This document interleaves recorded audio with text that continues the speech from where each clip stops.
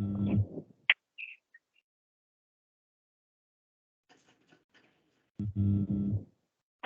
اللہ الرحمن الرحیم. رد المحتار کے مطالعے اور اس سے متعلق سوال و جواب کے سلسلے کو ہم آگے بڑھاتے ہیں. علامہ علاء الدین حسکفی نے حد لقبی کا سلسلہ شروع کیا، جس کو حد اضافی کے ضمن میں بیان کیا. تو کہتے ہیں کہ کتاب کیا ہے اور طہارت کیا ہے. کتاب مصدر ہے جو کتبہ یکتبو بمعنی جمع یجمعو، لغوی معنی اس کا جمع کرنا ہے، لیکن شرعن جو ہے یہ فرماتے ہیں کہ جعل شرعن عنوانا لمسائل مستقلہ، کہ مستقل مسائل کے لیے ایک ٹائٹل کی حیثیت رکھتا ہے لفظ کتاب. اسی کو انہوں نے علامہ شامی نے کہا کہیں پہ کہ شرعن کے بجائے اصطلاحاً کہتے ہیں، تو یہ اصطلاحی معنی بھی ہو گیا. بمعنی المکتوب، جی نیچے فرمایا. ایک کتاب جو ہے بمعنی یعنی مصدر تو ہے، اور مصدر جو ہے اس میں فاعل اور اس میں مفعول دونوں کے معنی میں آتا ہے. تو کتاب سے مراد مکتوب. اور دوسرا حصہ جو ہے اس مرکب اضافی کا طہارت ہے. کتاب الطہارت، طہارت کیا ہے؟ یہ طہارا یا طہورا کا مصدر ہے. طہارا یا طہورا یطہر بالفتح و یضم بمعنی النظافت لغت، لغوی معنی اس کا نظافت ہے طہارت. ولذا افردہ، اب جب مصدری معنی ہے نظافت ہے تو اس کو جمع لانے کی ضرورت نہیں ہے، اسی وجہ سے اس کو انہوں نے مفرد پیش کیا. کتاب الطہارات کہنے کے بجائے کتاب الطہارتی. شرعی معنی طہارت کا کیا ہے؟ النظافت عن حدث او خبث، حدث یا خبث سے نظافت کو طہارت کہتے ہیں. حدث یا خبث، اور حدث سے مراد تو ظاہر ہے کہ نجاست حکمی ہے اور خبث نجاست حقیقی ہے. شرعی مفہوم اس کا کیا ہے؟ حدث یا خبث سے نظافت. ومن جمع، یہاں تو انہوں نے کہہ دیا نا کہ اسی وجہ سے کتاب الطہارت کہا انہوں نے، واحد لائے مفرد لائے جمع نہیں لائے. لیکن بعض لوگ جمع بھی لاتے ہیں اور یوں کہتے ہیں کتاب الطہارات. وہ کیوں جمع لاتے ہیں؟ ومن جمع نظر لانواعها، وہ طہارت کی مختلف انواع کی طرف نظر کرتے ہوئے کہ طہارت عن الحدث بھی ہے، طہارت عن الخبث بھی ہے، حقیقی بھی ہے، حکمی بھی ہے، وضو بھی ہے، تیمم بھی ہے، غسل بھی ہے. وہی کثیرۃ، اس کے انواع بہت ہیں. وحکمها شہیرۃ، اور اس کی حکمتیں طہارت کی یہ بڑی مشہور ہیں. اس سے یہ بھی فائدہ ہوتا ہے، اس سے یہ بھی فائدہ ہوتا ہے، گناہ بھی جھڑتے ہیں، طہارت بھی حاصل ہو جاتی ہے، بندہ صاف ستھرا ہو جاتا ہے، تراوٹ حاصل ہو جاتی ہے، وغیرہ وغیرہ. بہت رفع درجات ہوتے ہیں، مراتب بلند ہوتے ہیں. بندہ قیامت کے دن جو ہے نا غر المحجلین تک اٹھے گا،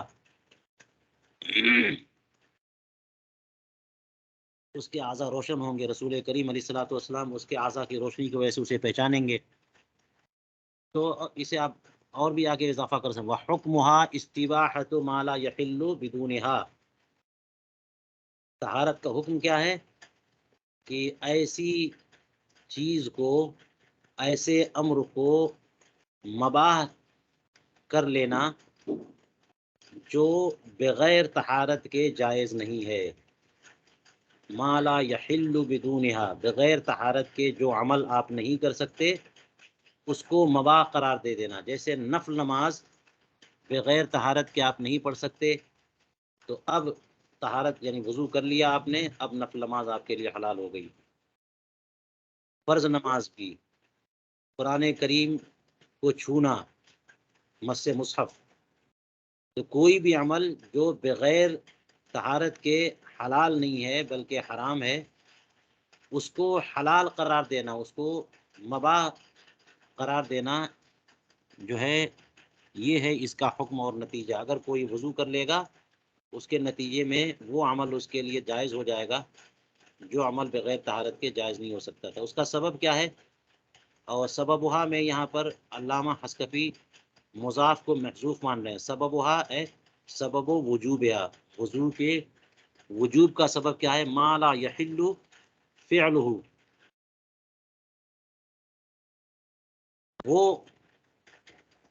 فعل ہے، ہاں وہ امر ہے کہ جس کا کرنا حلال نہیں ہے، الا بہا، مگر اسی کے ذریعے. تو حکم میں اور سبب میں بہت تھوڑا سا فرق قرار پایا کہ جو افعال بغیر وضو کے حلال نہیں ہیں وہ سبب ہیں، اور نتیجہ کیا ہے کہ وہ افعال حلال ہو جاتے ہیں. ما لا یحل فعلہ فرضا کان او غیرہ، چاہے وہ فعل فرض ہو چاہے وہ غیر فرض ہو. فرض ہو تو فرض نمازیں ہو گئی، غیر فرض ہے تو وہ مس مصحف، دونوں کی مثال لف و نشر مرتب کے طور پہ. کالصلاۃ ومس المصحف الا بها اے بالطہارت، ضمیر کا مرجع بتانا مقصود ہے. صاحب البحر قال بعد سرد الاقوال ونقل کلام القمال الظاہر ان السبب هو الارادۃ فی الفرض والنفل. صاحب البحر علامہ زین الدین ابن نجیم نے البحر الرائق میں فرمایا، تمام اقوال نقل کرنے کے بعد، بیان کرنے کے بعد، اور امام کمال الدین ابن حمام کے کلام کو بھی نقل کرنے کے بعد، انہوں نے کیا فرمایا کہ الظاہر ان السبب هو الارادۃ فی الفرض والنفل. ظاہر یہ ہے کہ سبب وجوب طہارت فرض نماز کا ارادہ یا نفل نماز کا ارادہ. ارادہ سبب ہے، ارادہ سبب ہے. صاحب البحر نے کہا کہ ارادہ سبب ہے. یہاں پہ کیا کہہ رہے ہیں کہ ما لا یحل، ما لا یحل، وہ افعال جو ہیں وہ خود سبب ہیں، یعنی فرض اور نفل یہ افعال خود سبب ہیں. صاحب البحر کہنے نہیں، ارادہ ان افعال کے کرنے کا ارادہ سبب ہے. لیکن فرماتے لاکن بترک ارادت النفل یسقط الوجوب، لیکن نفل نماز کے ترک، ہاں نفل نماز کا ارادہ ترک کر دیا جائے تو وجوب ثابت ہو جاتا. کوئی نفل نماز پڑھنا چاہتا ہے، وضو کرنا اس کے اوپر واجب ہے، اور ارادہ ترک کر دیا تو یہ وجوب ثابت. فرض میں یہ نہیں ہے، فرض نماز کا ارادہ ہے، وضو واجب ہے. ارادہ ترک کر دیا تب بھی وضو واجب ہے، کیونکہ فرض نماز فرض ہے، اس کی فرضیت تو ثابت نہیں ہو سکتی.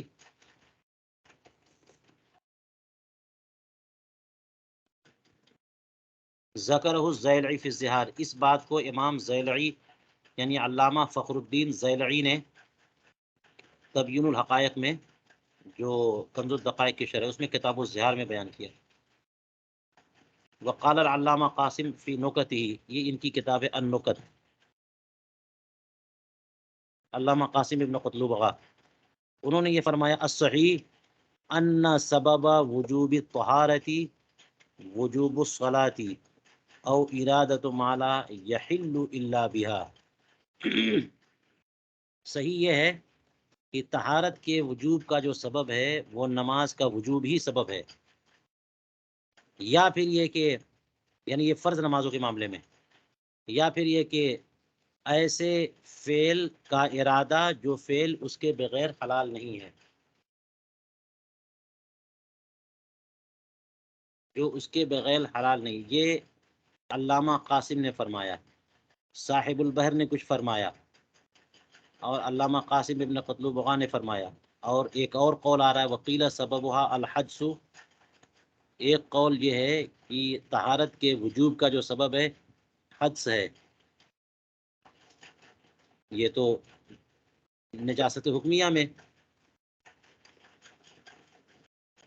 اور یا پھر کہہ رہے والخبث، حدث اور خبث حقیقیہ میں.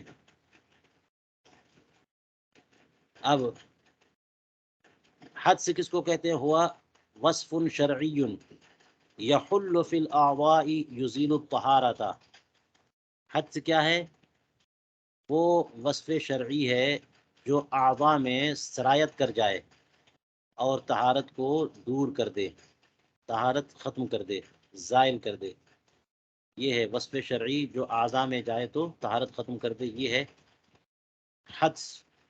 وما قیلا، اور ایک قول حدس کی تعریف میں یہ بھی کیا گیا کہ انہو مانعیت شرعیت قائمت بالاعضاء الى غایت استعمال المزیل،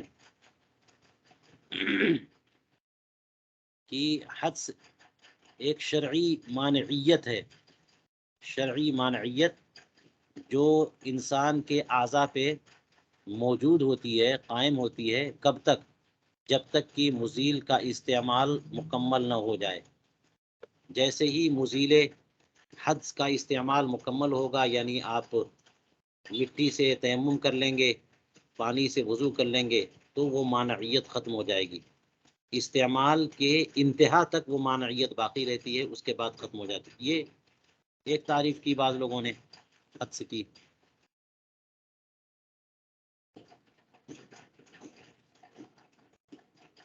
تو اس پر یہ کمنٹ کر رہے ہیں علامہ علاء الدین حسکفی کی یہ تعریف نہیں ہے، یہ تو حکم ہے، یہ حکم کی تعریف، حکم کے ذریعے تعریف بیان کرنا ہے۔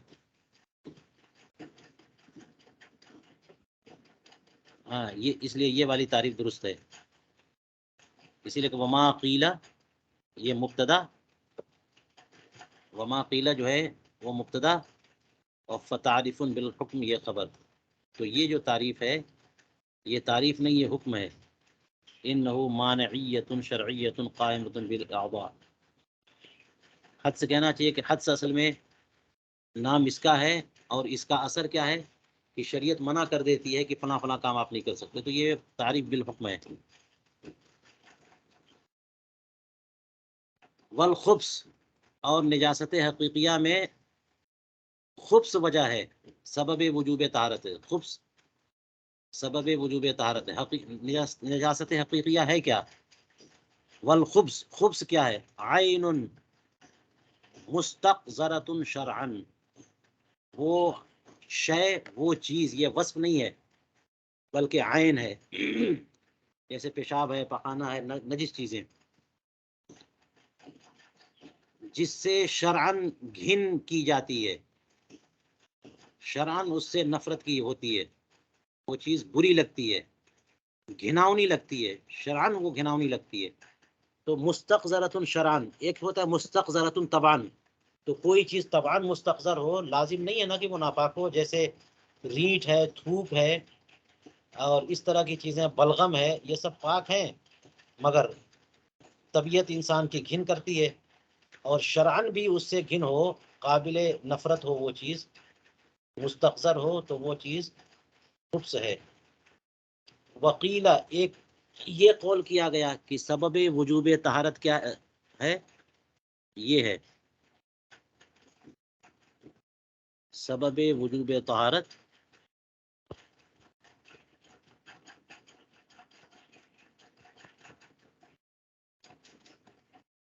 ایک یہ قول ہو گیا، اور اصل قول تو پہلے بتا چکے ہیں۔ اور علامہ علاء الدین حسکفی ایک اور قول بتا رہے ہیں، وقیل سببها القیام، تو یہ دوسرا قول ہو گیا۔ القیام الی الصلاۃ، نماز کی طرف کھڑا ہونا، یہ سبب وجوب طہارت ہے۔ قرآن پاک نے فرمایا نا اذا قمتم الی الصلاۃ فاغسلوا وجوہکم، تو قیام الی الصلاۃ یہ سبب وجوب طہارت ہے۔ یہ دو قول اور آئے، اور ونصب الی اہل الظاہر، یہ دونوں قول یہ اہل ظاہر کی طرف منسوب ہیں، وفسادہما ظاہر، اور ان دونوں کا فساد ظاہر ہے، یہ درست نہیں ہے۔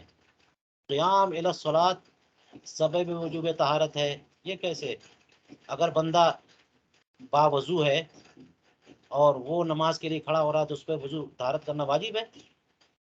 واجب تو نہیں ہے، تو یہ قول فاسد ہو گیا۔ اسی طرح سے پہلا والا بھی قول فاسد ہے، تو ظاہر اسے بیان کیا ہے انہوں نے، علامہ شامی نے، سب کو۔ چلیے یہیں سے آپ حضرات اب شروع کریے،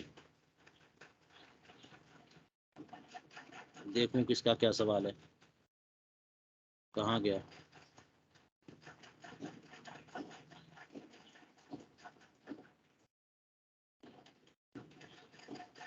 گروپ میں کسی کا کوئی سوال آیا ہو تو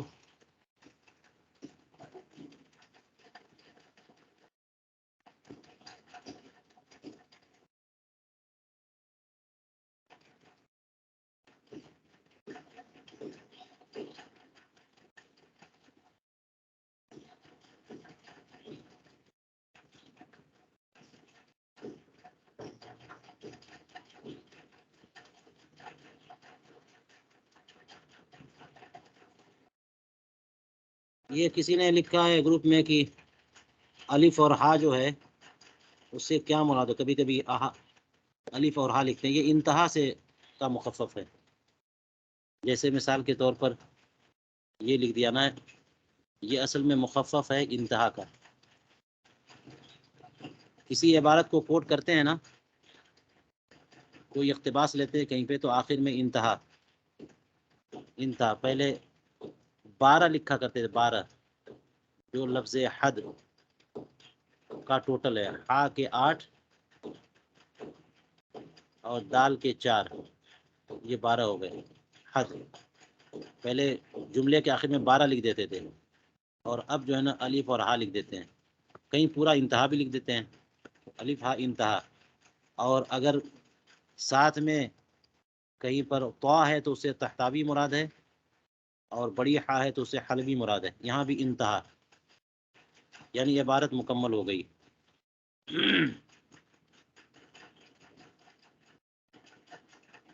تو جہاں پر بھی انتہا ہوگا نا، دیکھیے گا اس سے پہلے وہ کسی کتاب سے اخذ کر رہے ہوں گے. یہاں پہ دیکھو وَلِهَذَا قَالَ بَعْضُ الْعُلَمَاء،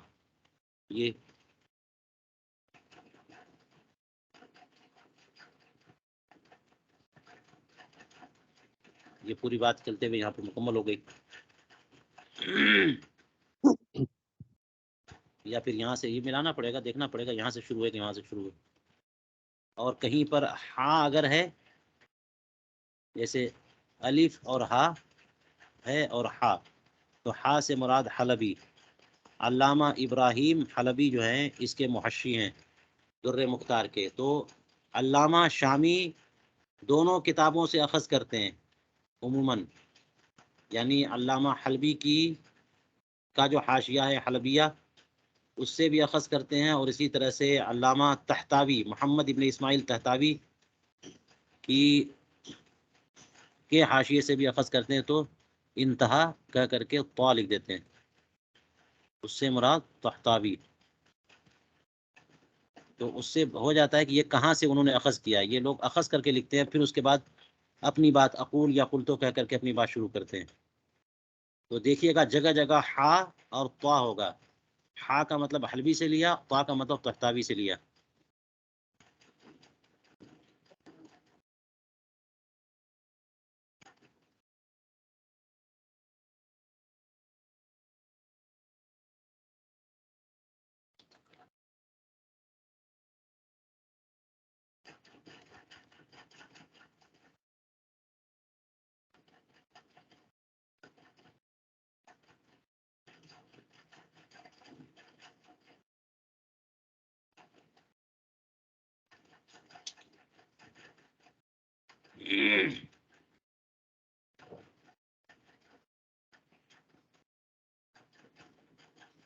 ایک سوال یہ ہے، وَدُفِعَ بِأَنَّ هَذَا عِنْدَ عَدَمِ الِاسْتِغْرَاقِ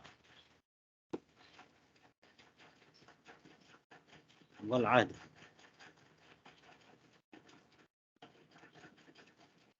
اصل میں یہ بات انہوں نے اوپر متن میں کہی کہ ومن جمع نظر لانواعها وهي كثيرة. کتاب الطہارت کہنے کے بجائے کتاب الطہارات بعض لوگوں نے کہا. کتاب الطہارات، تو یہ جمع کیوں لائے؟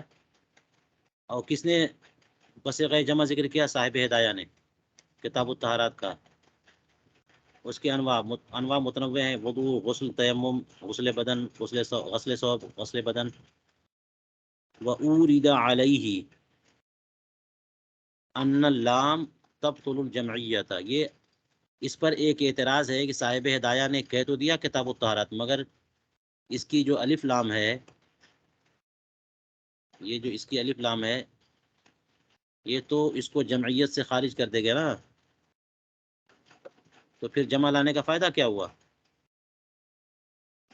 ان اللام تبطل الجمعیت، لام جو ہے یہ جمعیت کو باطل کر دے گا. لأنها مجاز عن الجنس، کیونکہ لام جنسیت کے لیے ہے، جنس سے مجاز ہے یہ. تو اب جنس، جو کلمہ جنس کے لیے ہوتا ہے، لام جنس کے لیے، الف لام جنس کے لیے ہے، تو وہاں پہ تو جمعیت کا مفہوم مراد نہیں ہوتا، بلکہ وہ واحد اور کثیر سب کے لیے ہے، ایک جنس مراد ہے. تو یہ ایک اعتراض ہو سکتا تھا، اس کا جواب یہ ہے کہ جنس ہونے کا مطلب یہ تھوڑی ہے کہ اس سے جمعیت کا جو ہے مفہوم ہی ختم ہو گیا۔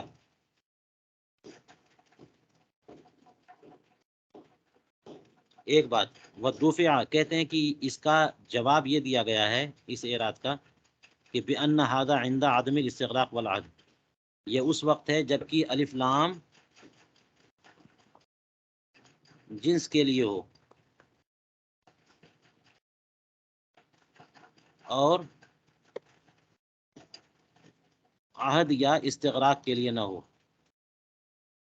آپ کو تو پتہ ہے کہ الف لام جو ہے وہ کئی معنی میں آتا ہے، استغراق کے لیے بھی آتا ہے، عہد ذہنی عہد خارجی کے لیے بھی ہے۔ تو اگر الف لام وہی عہد کا ہو یا وہی استغراق کا ہو تو استغراق کا ہو تو سارے افراد مراد ہوں گے۔ استغراق کا مطلب یہ کہ سارے افراد، تو جمعیت کا مفہوم موجود ہوتا ہے وہاں پہ۔ استغراق کا مطلب ہوتا ہے سارے افراد کو شامل کرنے والا، جیسے الحمدللہ، الف لام الحمدللہ میں استغراق کا معنی یعنی سارے حمد، ساری خوبیوں کے جتنے افراد ہو سکتے ہیں سارے کے سارے۔ اور جیسے والعصر ان الانسان لفی خسر، الانسان الف لام استغراق یعنی جتنے بھی انسان ہیں سب کے سب گھاٹے میں۔ اور عہد کا الف لام ہو، اس کا مطلب یہ کہ جس کا ذکر پہلے گزر چکا یا جس کا ذکر ذہن میں موجود ہے، تو وہ تو سارے قسم کی طہارتیں ہیں۔ تو یہ بھی تو ہو سکتا ہے کہ الف کتاب الطہارات میں الف لام جنس کا نہ ہو کر کے بلکہ عہد کے لیے یا استغراق کے لیے ہو، تو پھر جمعیت کا مفہوم کہاں سے باطل ہوگا؟ اور کہتے ہیں انتفاعہما ہا ہونا ممتنع، کہ یہ الف لام استغراق کا نہ ہو عہد کا نہ ہو یہ محال ہے، یہاں بالکل ہوگا استغراق کا۔ ولو سلما، اور اگر مان ہی لیا جائے کہ یہاں پر استغراق کے لیے نہیں الف لام اور عہد کے لیے نہیں بلکہ جنس ہی کے لیے ہے محض، تو جنس میں بھی یہی نہ ہوتا ہے کہ افراد سے قطع نظر ہے اور ایک حقیقت مراد ہوتی ہے۔ یہ مطلب نہیں ہے کہ اس میں افراد سب کے سب شریک نہ ہوں گے۔ کہتے ہیں فاستواء هذا الجمع والمفرد ممتنع۔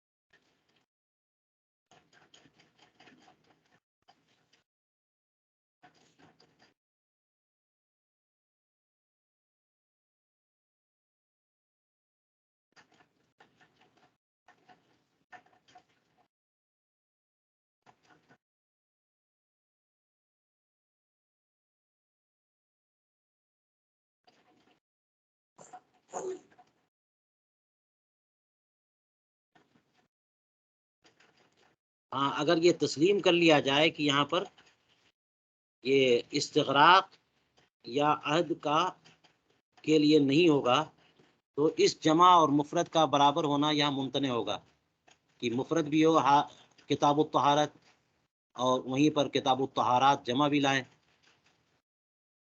اس لیے لما فی لفظ الجمع من الاشعار بالتعدد، کیونکہ لفظ جمع میں تو تعدد کی طرف اشارہ ہوتا ہے، اس تعدد بتانا مقصود ہے۔ اگرچہ وَإِن بطل معنی الجمعیت، اگرچہ جمعیت کا معنی باطل ہو جائے لیکن ایک مفہوم کے ضمن میں تعدد بتانا مقصود ہوگا۔ یہاں دیکھنا چاہیے کچھ چھوٹا تو نہیں ہے کسی عبارت میں۔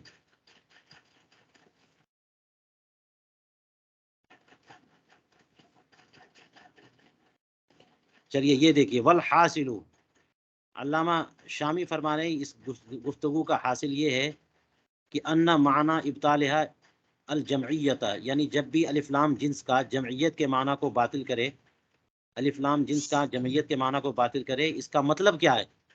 اس کا مطلب یہ ہے کہ ان مدخولها سارا یصدق علی القلیل والکثیر، کہ جس پر وہ الف لام آ جائے وہ قلیل و کثیر سب پر اب صادق آ سکتے ہیں۔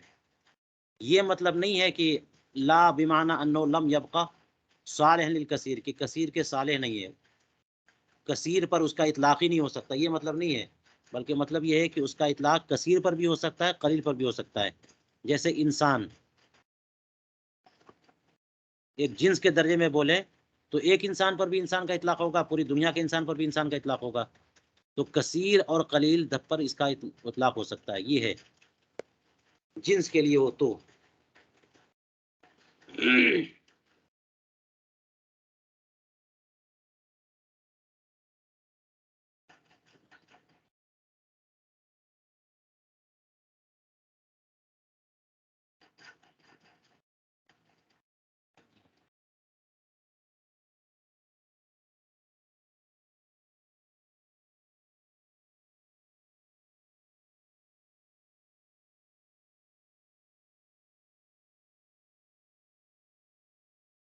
چلیے کسی کو کسی عبارت کا ترجمہ چاہیے؟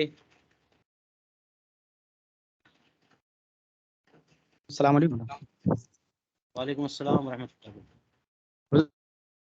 صفحہ نمبر 189 میں جو متن کی عبارت ہے النظافۃ عن حدث او خبث، اس کی شرح میں انہوں نے لکھا ہے کہ وعدل عن قول البحری زوال حدث او خبث لیشمل الطہارۃ الاصلیۃ لأن الزوال یشعر بسبق الوجود، کیونکہ زوال کا جو معنی ہے وہ اشعار ہے وجود سابق کے، یعنی پہلے اس کا وجود مانا جائے. تو حضور یہاں النظافۃ عن حدث او خبث کا جو مفہوم ہے، اور حدث اور خبث بھی سابق میں وجود مانا جاتا ہے، تو دونوں میں کیا فرق ہوگا حضور؟ واضح فرما دیں. اب یہاں پہ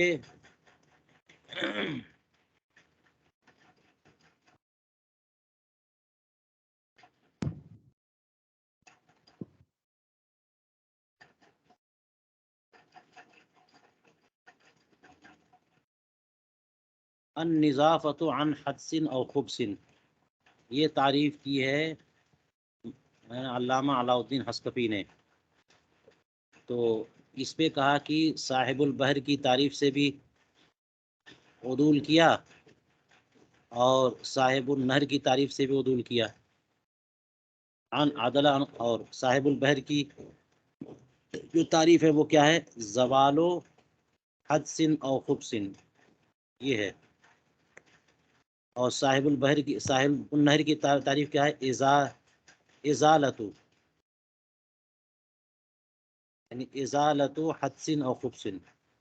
یہ زوال مجرد لفظ استعمال کیا بحر نے، اور یہ متعدی مزید فی مصدر استعمال کیا صاحب النہر نے. تو صاحب البحر نے زوال و حدث او خبث کہا، اور صاحب النہر نے ازالت و حدث او خبث کہا. تو نہ تو انہوں نے صاحب البحر کی پیروی کی، نہ صاحب النہر کی. زوال اور ازالہ دونوں چھوڑ کر کے النظافۃ عن حدث اور خبث کہا انہوں نے. کیوں ایسا کیا؟ تو صاحب البحر کی تعریف سے عدول کرنے کا فائدہ لیشمل الطہارۃ الاصلیہ، تاکہ طہارت اصلیہ کو شامل کر لیں، ہے نا. کیونکہ نظافہ کا معنی صفائی ہے نا، حدث یا خبث سے صفائی. تو نظیف ہونا یہ خود طہارت ہے. اور جب زوال کہہ دیں گے تو اس کا مطلب پہلے سے وہ چیز موجود تھی. تو جو چیز پہلے سے جی پاک ہو اس پہ تو یہ تعریف صادق ہی نہیں آئے گی. جو جی چیز پہلے سے پاک ہو، طہارت اصلیہ کا مطلب کوئی چیز پہلے سے پاک ہے. مثال کے طور پر زمین پاک ہے نا پہلے سے، جی تو النظافۃ عن حدث او خبث، زمین پاک ہے تو یہ تعریف صادق آ جائے گی کہ حدث یا خبث سے پاک ہونا. تو زمین پر حدث تو نہیں ہے، لیکن زمین پہ خبث ہوتا ہے، نجاستیں ہوتی ہیں. اور کسی علاقے میں کوئی نجاست کبھی پڑی نہیں، تو وہ زمین جو ہے وہ نجاست سے پاک ہے، تو طہارت کی تعریف صادق آ گئی. لیکن جب لفظ زوال لا دیں گے اس کا معنی ہوگا کہ وہ زائل ہو، اور اس کے لیے ضروری ہے کہ پہلے وہ نجاست ہو وہاں پہ. جی تو پہلے زمین کا کوئی ٹکڑا ایسا ہو کہ وہاں گوبر گندگی ناپاک چیز موجود ہو، اور پھر وہ ہوا سے اڑ کر کے دھوپ سے جل کر کے کسی طرح وہ زائل ہو جائے، تو وہ زمین اب پاک ہے. تو وہ اس کی پاکی کو شامل ہے. لیکن کوئی ایسا ٹکڑا جہاں پہ کوئی نجاست کبھی آئی ہی نہیں، وہ زمین پاک ہے کہ نہیں ہے؟ پاک ہے. تو یہ والی تعریف جو ہے نا زوال و حسن و خبث، اس حصے کی پاکی کو طہارت اصلیہ کو شامل نہیں ہوگی. طہارت اصلیہ کو شامل کرنے کے لیے النظافت لانا پڑے گا زوال کی بجائے. ٹھیک ہے. لأن الزوال، کیوں؟ اس لیے کہ زوال یشعر بسبق الوجود، زوال کیا بتاتا ہے؟ وجود کی سابقیت بتاتا ہے کہ پہلے وہ ہو، یعنی خبث وہاں پر ہو. زوال یہ بتاتا ہے کہ پہلے وہ چیز ہو اور پھر وہ ہٹے. اور نظافت کے لیے ضروری نہیں ہے کوئی چیز خود حد سے دور ہے وہ، یا خود سے دور ہے کوئی چیز. اسی طرح سے قول النہر النہر الفائق میں زوال کی بجائے ازالہ کہا، تو ازالہ والا قول بھی نہیں لیا انہوں نے. کیوں؟ لیشمل النظافت بلا قصد، تاکہ ازالہ جب کہیں گے، ازالہ کا مطلب زائل کرنا نہ ہوا. کوئی بندہ حدث یا جی خبث زائل کرے تو یہ تو بالقصد اور بالارادہ خبث کو یا حدث کو زائل کرنے کا نام ہوا. لیکن اگر غیر اختیاری طور پر کوئی جو ہے نا وہ حوض میں کود گیا، کسی نے دھکا دے دیا، وہ اس میں سے پورے بدن بھیگ گیا اس کا، اور اس طرح سے پانی بہہ گیا اور اس سے نکلا، تو وہ طاہر ہوا کہ نہیں ہوا؟ ہوا. جی یہ جب ازالہ کہیں گے تو بالقصد تو اس نے نہیں کیا. تو یہ ازالہ جی والی تعریف بھی چھوڑ دیا انہوں نے، تاکہ نظافت بلا قصد کو شامل ہو جائے. جیسے محدث جو ہے تیرنے کے ارادے سے اس کو اس پار جانا تھا، پاکی حاصل کرنے کے لیے نہیں، تیر کر کے ادھر سے اس پار جانا ہے، اس ارادے سے وہ پانی میں اترا اور تیر کر کے اس پار پہنچا، تو باوضو ہو کے پہنچے گا. جی چلیے. جی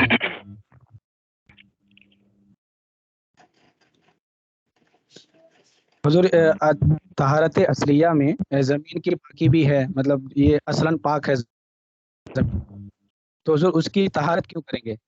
جی یا ایسا اس کا معنی یہ ہے کہ جیسے اصلاً زمین پاک ہے تو طہارت اصلیہ میں وہ شامل ہے، مطلب اصلی اعتبار سے اگر کوئی چیز پاک ہے تو وہ طہارت اصلیہ میں ہے، تو اس کی شمولیت کی وجہ سے انہوں نے النظافت کہا.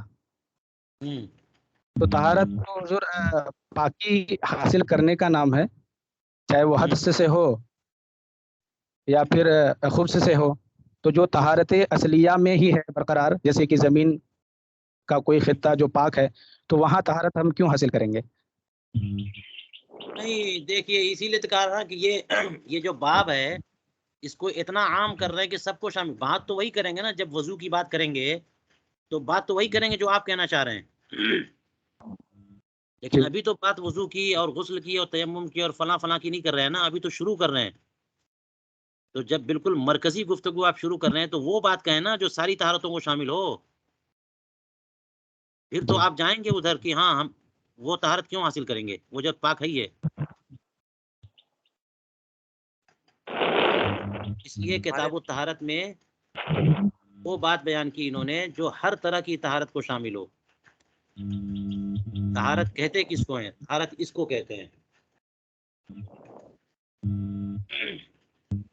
بات سمجھ میں آ رہی ہے؟ جی جی حضور. ہاں جی بتائیے کیا بتا رہے تھے میں کہہ رہا تھا آپ؟ ہمارے لوگ بھی اضافہ کر سکتے ہیں.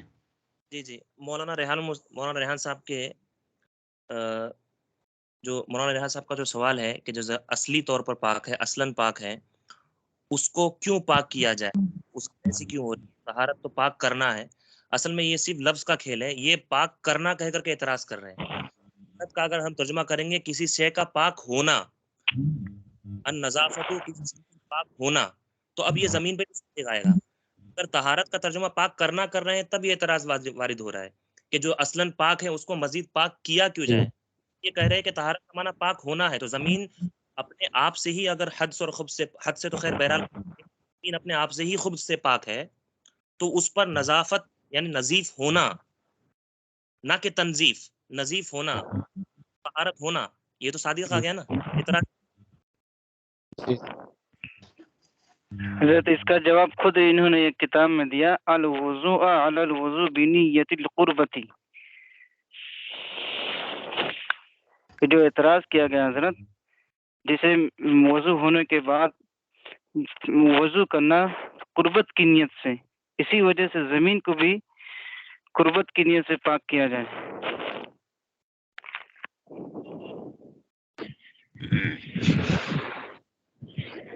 السلام علیکم حضور. وعلیکم السلام ورحمۃ اللہ وبرکاتہ. جی فرمائیے, آپ بہت دیر سے خاموش حضور ہیں. حفظ ما تقدم بھی کوئی ہے؟ مطلب یہ کہ جب مبتدا کی تعریف کرتے ہیں تو یہ کرتے ہیں کہ اس کا عوامل لفظیہ سے خالی ہونا. تو عوامل لفظیہ عامل تو آتا ہی نہیں وہاں پر لفظی عامل, تو وہ بھی حفظ ما تقدم کے تحت ہی کہا جا رہا ہوتا ہے. تو یہ بھی حفظ ما تقدم کے تحت مانیں گے تو ساری بحث سمٹ جائے گی. کیا حفظ ما تقدم؟ یہ پاک کرنا, مطلب ایک چیز پاک نہیں ہے, اسے پاک کرنے کی جو گفتگو کی جا رہی ہے اس میں.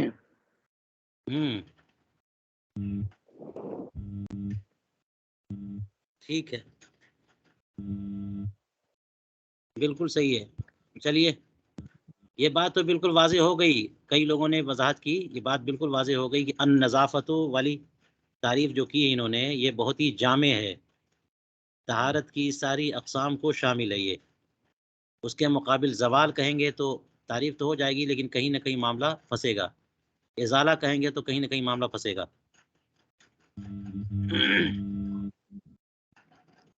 یہ سب بحثیں چل رہی ہوتی ہیں جس سے ذہن کو جلا ملتی ہے, لیکن ان بحثوں کا سمجھنا فی الحال ضروری ہے. چلیے, اور آپ حضرات اپنی مطالعے کا حاصل بھی پیش کر سکتے ہیں.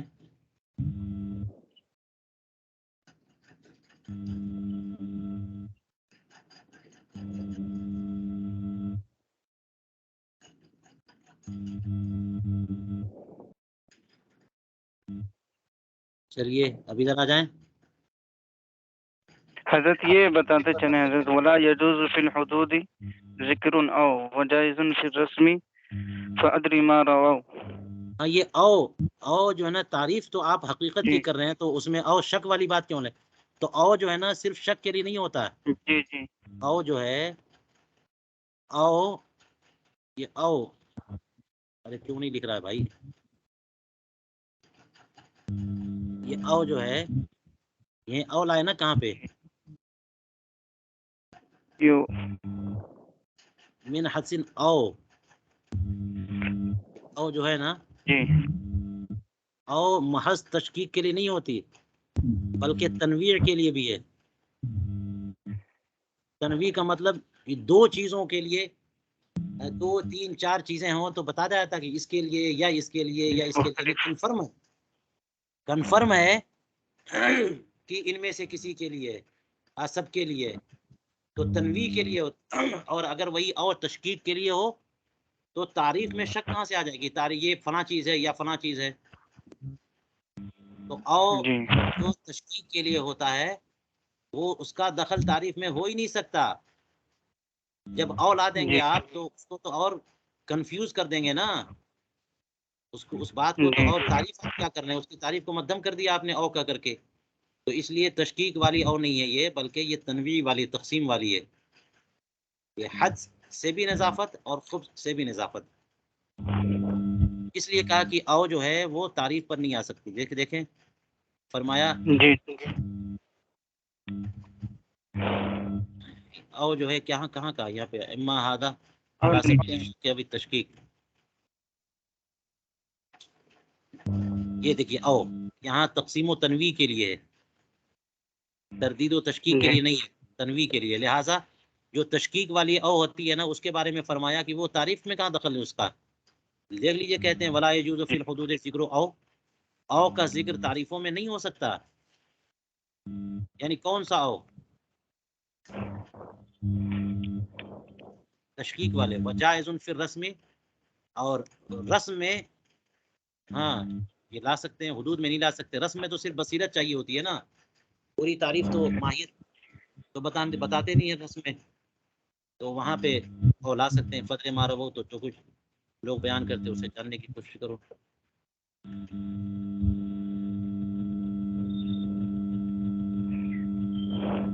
اور حضرت یہ طہارت میں جو الف لام ہے, اس پر بھی فیصلہ فرما نہیں ہو پایا حضرت کی جو ہے استغراق کا معنی کی جو ہے عہد کا معنی کہ جنس کا معنی. عہد کا کیا مانیں گے؟ جنس کا مان لیجئے یا استغراق کا مان لیجئے. اس میں تو بحث کے طور پہ کہا نا، یہ تو کہا نہیں کہ یہ کون سی الف لام ہے. کہاں ہے یہ؟ جی اوپر جو ہاں اعتراض یہ کیا گیا جو طہارت. جی اس میں آپ استغراق کا مان لیں اور اس کو جنس کا مان لیں.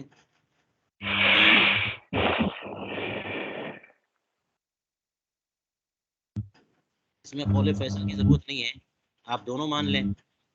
عہد کا ماننے کے لیے ضروری ہے کہ وہ اس کا ذکر پہلے ہو چکا ہو یا ذہن میں موجود ہو. طہارت کی ساری قسمیں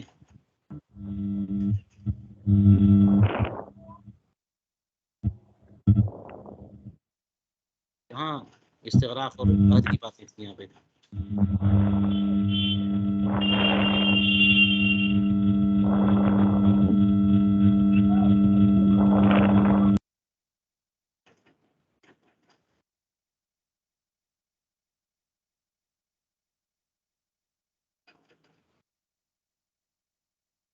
چلیے اور کوئی حضرات اپنا حاصل مطالعہ پیش کرنا چاہیں تو افادہ کریے تاکہ لوگوں کا فائدہ ہو. جی حضرت صفحہ نمبر 190 پر مصنف نے جو وجوب نکالا ہے 190 پہ وہ وجوب کہاں سبب، نکالا؟ یعنی وہ سببوہا کا انہوں نے وجوب نکالا ہے، وہ سبب وجوبہا. ہاں ہاں یہ سبب و وجوب ہے یہ نا. تو جی جی جی حضرت. ہاں تو اس کے بعد اگلی لائن میں صاحب البحر ہے، ان کے تعلق سے نیچے حضرت علامہ شامی فرما رہے ہیں اذ لا يمكن تقدیر الوجوب. اس سے کون سا وجوب مراد ہے حضرت؟ صاحب البحر کے بعد ہاں نیچے حاشیہ علامہ شامی میں میں دیکھ نہیں پا رہا ہوں کہاں پہ ہے. قدر نیچے سے چوتھی لائن. مثلا ليست له سبب لوجود الطهارة قول ما لا يحل اي اراده ما يحل اسم قاصر على غير الفرض. قوله صاحب البحر قال ذكره اقبل كلام المصنف يفيد ان كلام المصنف على تقدير مضاف هو الاراده كما قدمناه. جی اذ اذ لا يمكن تقدیر یہ والا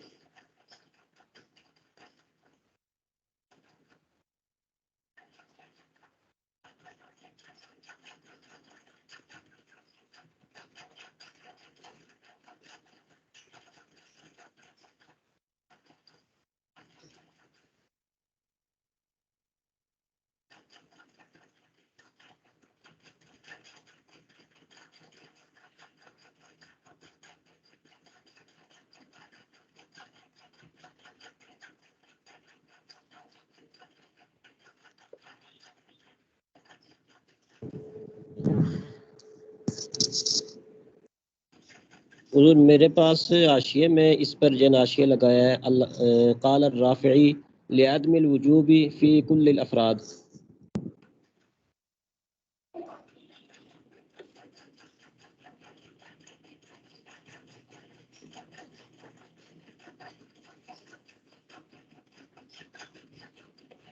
ہاں یہی ہو سکتا ہے سبب وجوب ہے. ہاں کہ نفل نماز کا ارادہ کرنے پر جب نفل نماز واجب ہی نہیں ہے تو اس کے لیے وضو بھی کیسے واجب ہوگا. تو گویا کہ یہ صاحب در مختار کے تقدیر نکالنے پر علامہ شامی نے یہ فرمایا ہے کہ تقدیر وجوب ضروری نہیں ہے.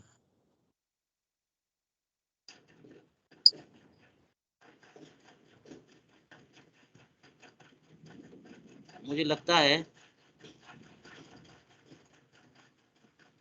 اس کا مفہوم کچھ یوں ہو ذکرہ نہیں، ذکرہ اقبا کلام المصنف یفید ان کلام المصنف علی تقدیر مضاف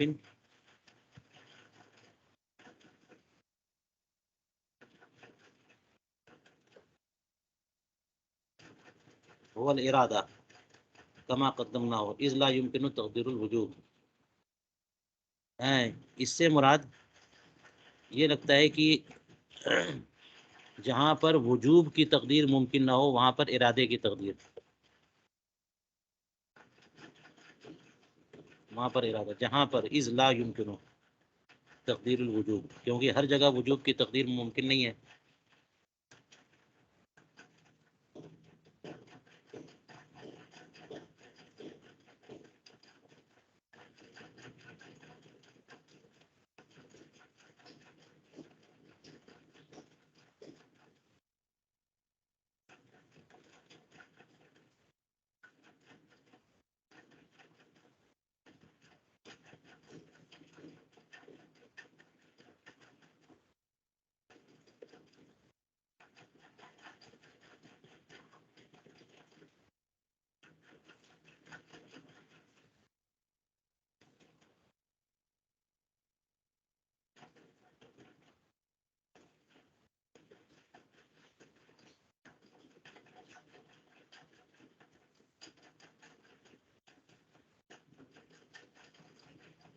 ذرا دیکھیں تو یہ از جو ہے، مجھے لگتا ہے کہ از جو ہے وہ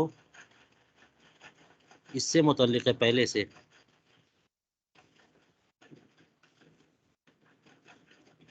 نہ کہ اس کی تعلیل، کہ جب وجوب کی تقدیر ممکن نہ ہو تو وہاں پر ارادہ اندر میں لے لیجیے.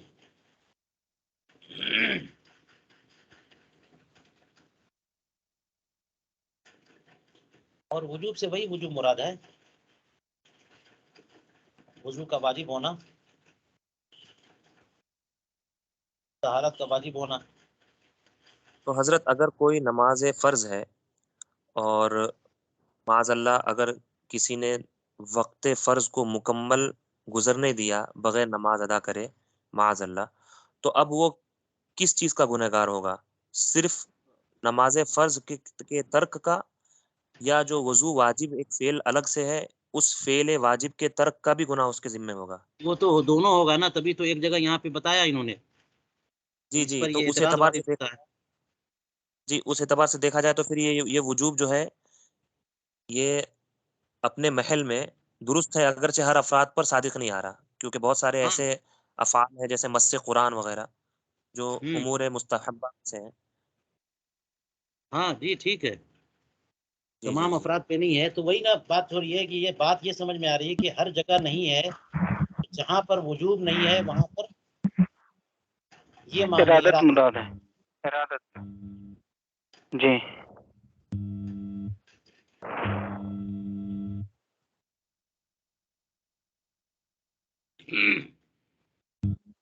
چلیے، ہمارے پاس شامی کے بھی متعدد نسخے ہونے چاہیے تاکہ ہم لوگ اس کے نسخوں کو بھی ملا سکیں.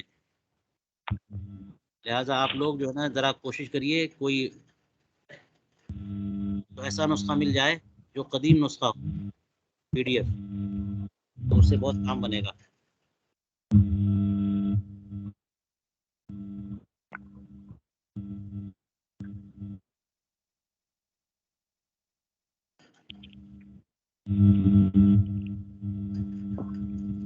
چلیے اور بتائیے، اور بتائیے آپ حضرات، اور کسی کو مطالعے میں کوئی نئی بات ملی ہو تو وہ بھی بتائیں، افادہ بھی کریں.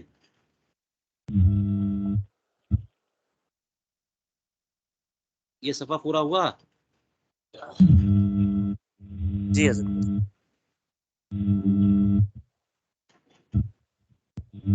یہ وہ والی بات ہے جو آپ نے ان مقدار نو اراد الصلاۃ ولم يتوضا اثما ولو لم يصلي.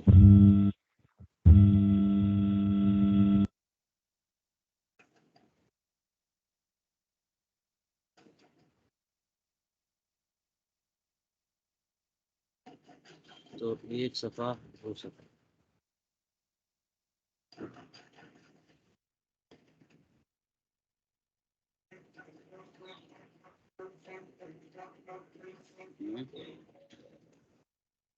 دو صفحہ تو نہیں ہوا.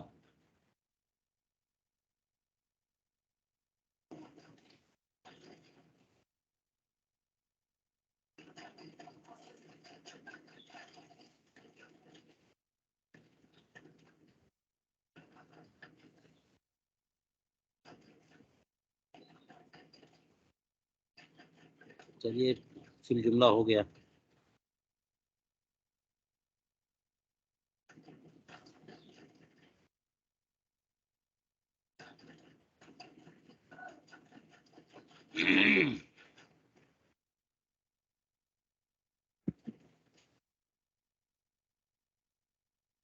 یہاں تک وقال العلامہ، یہاں سے کل شروع کر لیں گے ہم لوگ. یہاں تک بتائیے کسی کو کوئی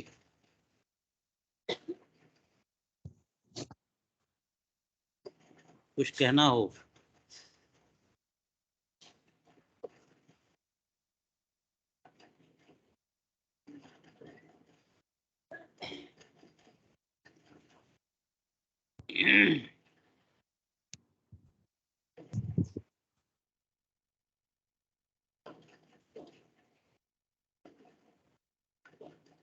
علامہ قاسم ابن قتلبغہ کی کتاب النکت، اس کی تفصیل کسی کو پتہ ہے؟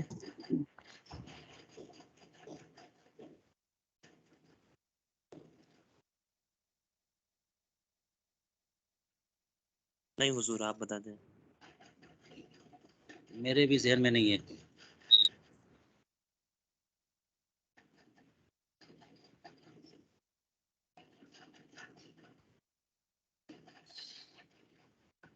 حضور انہوں نے جو دو تقدیر کو خارج کیا ہے علامہ شامی رحمہ اللہ نے، کہ نہ ہی تقدیر ارادہ کا مانا جائے اور نہ ہی وجوب کا مانا جائے،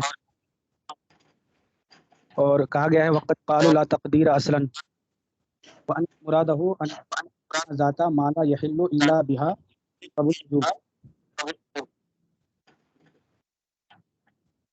تو مطلب انہوں نے ایک قول نقل کیا ہے کہ ایسا بھی کہا کہ کسی چیز کی تقدیر نہ مانا جائے، یہ کہا جائے کہ وہ چیزیں ان کے لیے طہارت واجب ہو جاتی تو وہ اس میں مانا جائے، وہ چیزیں ان کی ذوات مانی جائے. تو حضور یہاں تو جیسے قرآن کی تلاوت ہے یا قرآن کی تلاوت تو نہیں، مسح مصحف ہے، تو وہ امور مستحبہ میں سے تو اس کا چھونا جو واجب قرار دیا گیا ہے، تو کیا اس کو بھی یہ شامل ہے تقدیر نہ ماننے کی صورت میں؟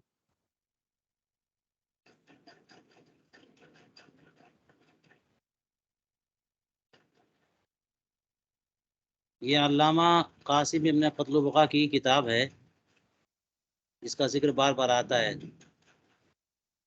التصحیح والترجیح علی مختصر القطوری. اس کے مقدمے میں ہو سکتا ہے ان کی کتابوں کا تذکرہ ہو. حضور یہ سینڈ بھی فرما دیجیے گا جی گروپ میں، سینڈ بھی فرما دیجیے گا. تصحیح القدوری یہ بڑی زبردست کتاب ہے علامہ قاسم ابن قتلبغہ کی. اب یہی یہ کتاب کے رد حاشیہ حضرت جو تا جی لکھتے ہیں بریکٹ، یہی کتاب کی جو تا لکھتے ہیں صفحہ اذ لا یمکن تقدیر وجوب میں، جیسے 3 نمبر ہے اس کے بعد تا لکھ دیے ہیں، یہی کتاب مراد ہے. صفحہ نمبر جو بریکٹ میں دیتے ہیں رد المحتار میں جو حاشیے پہ نمبرات لکھے رہتے ہیں اور رد تا لکھی المحتار، ہوئی ہے کتاب. نہیں وہ جی تو جی تقریرات رافعی ہیں. وہ جو نمبر دیتے ہیں تقریر نا، تو علامہ جی رافعی ایک بہت بڑے فقیہ گزرے ہیں. جی تو جی جو نسخہ آپ کے پاس ہوگا نا، اس میں جی علامہ رافعی نے بھی حواشی لگا. جیسے آپ دیکھ رہے ہیں نا کہ اعلیٰ حضرت نے بھی رد المحتار پہ حواشی لگائے جس کا نام جد الممتار ہے. جی جی اسی طرح سے علامہ رافعی نے بھی حواشی لگائے رد المحتار جی پہ، شامی پہ. تو کہاں کہاں لگائے ہیں وہاں وہ جو نسخہ ہے نا اس میں یہ سے لگا دیں گے. جیسے مثال کے طور پر کلاہما باطل ایسے کر دیں گے اور یہاں نمبر دے دیں گے طے کر کے، نیچے نمبر دے، تو اس کا مطلب تقریرات رافعی، کوئی نمبر دے دیا. تقریرات رافع تو کس پیج میں آخر میں وہ جو نسخہ ہے نا آپ کا، اس کو نسخے جی کے جی آخر میں تقریرات رافعی ایک ساتھ دیے ہوں گے. اس کا مطلب یہ کہ مزید صرف تفصیلات آپ وہاں دیکھ لیں. صرف تا لکھے ہیں اور نمبر لکھے ہیں 19 نمبر ہے. ہاں تو ادلا نیچے يمكن تقدير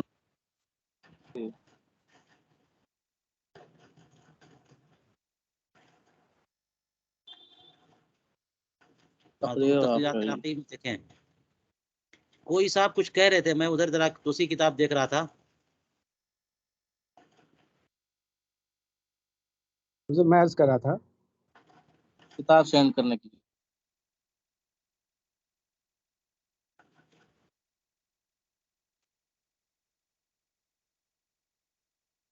جی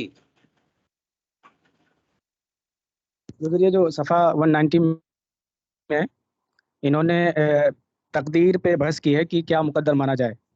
تو ارادہ کو بھی انہوں نے خارج کیا ہے اعتراض وارد کر کے، اور انہوں نے وجوب کو بھی خارج کیا ہے اعتراض وارد کر کے. انہوں نے بس یہ کہا ہے کہ یہاں وہ چیز مانی جائے جس کے لیے طہارت واجب ہے.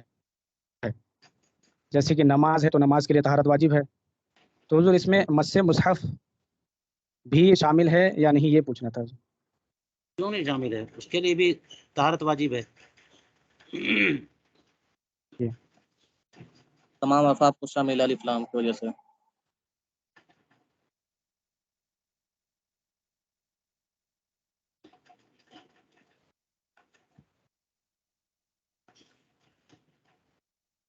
اصل میں یہ سب بحثیں ہیں، اس کو سمجھنے کی کوشش کریے آپ لوگ، لیکن ٹینشن مت لیجیے گا.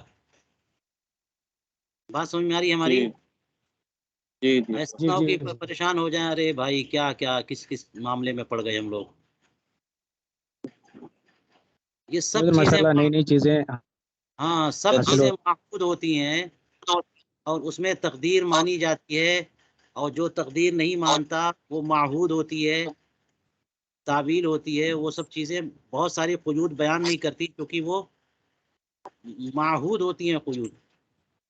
تو اس لیے یہ سب سمجھنے کی کوشش کیجیے، لیکن کہیں پہ آپ پریشان مت ہو جائیے کسی معاملے میں. ہاں کبھی کوئی مسئلہ سمجھ میں نہ آئے تو وہاں پریشان ہونے کی بہت شدید ضرورت ہے. کوئی مسئلہ سمجھ میں نہیں آئے تو وہاں پریشان ہونے کی ضرورت ہے. ٹھیک ہے، لیکن یہ سب باتیں جو بحثیں چلی جا رہی ہیں، کہیں ایسا نہ ہو کہ جناب ایک صاحب کہتے ہیں اس پر کوئی ردہ رکھ دیتا ہے، پھر ردے کو ہٹاتے پھر تیسرا ردہ ڈال دیتے ہیں. تو ہو کیا رہا ہے یہ؟ تو ایسی کوئی بات نہیں ہے. یہ سب جو ہے نا تحقیقات سے ہم کو گزرنا ہوگا، کیونکہ ہم آگے فقہی مسائل میں ہمیں تحقیق سے کام لینا ہے.